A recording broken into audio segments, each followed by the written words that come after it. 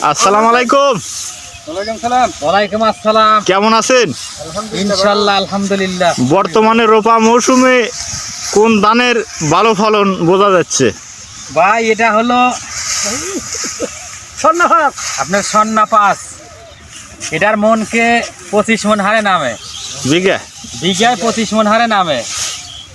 বর্তমানে ইরি আর এই রোপার ভিতরে তাতে কোন মৌসুমে এই সন্না পাঁচ ধানের ফলন ভালো হয়? রোপা সিজনে সন্না পাস ধান খুবই ভালো হয় এবং পানি কম লাগে, সার বিষ কিছু বিষের মাত্রা বেশি লাগে, সার হলো কম লাগে।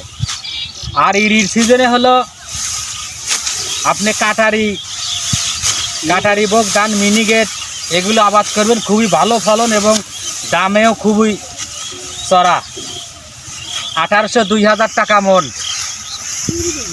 তাতে বর্তমানে এবার বোঝা যাচ্ছে যে সন্না পাঁচই ধান হলো এবার চড়ার সেরা। হ্যাঁ, সন্না পাঁচ ধান চড়ার সেরা, খুব বিঘায় 25 মন হারে নামতেছে।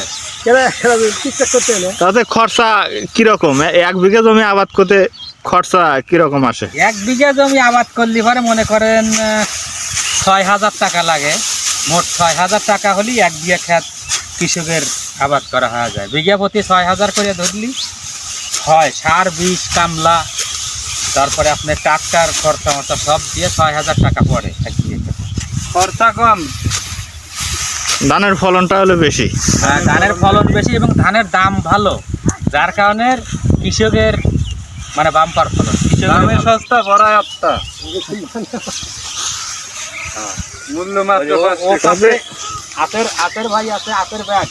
তাতে আপনি সকাল থেকে যে ধান কাটতেছেন, ধান কাটার অনুভূতি কিরম লাগতেছে? তাতে ধান যে সকালবেলা নেওর তো ঠান্ডার দিন নেওর ধান কাটে মজা নাই, মজা হলো রোদ উঠবি আস্তে আস্তে মজা লাগবে। ধান কাটিয়াই মজা আলাদা।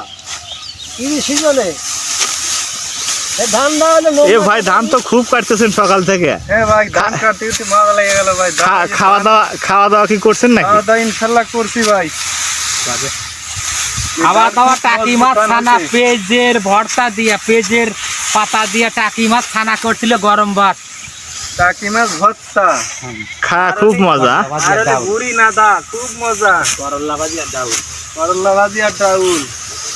প্রিয় দর্শক, বর্তমানে আপনারা তো শুনলেনই যে কৃষকের বর্তমানে এই রোপা মৌসুমে হলো সন্না পাঁচ ধান হলো বাম্পার ফলন।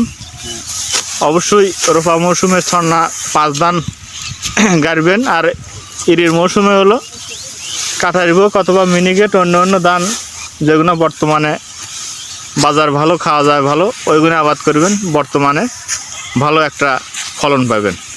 ধন্যবাদ। এরকম ভিডিও পেতে আমার চ্যানেলটি সাবস্ক্রাইব করে পাশেই থাকুন।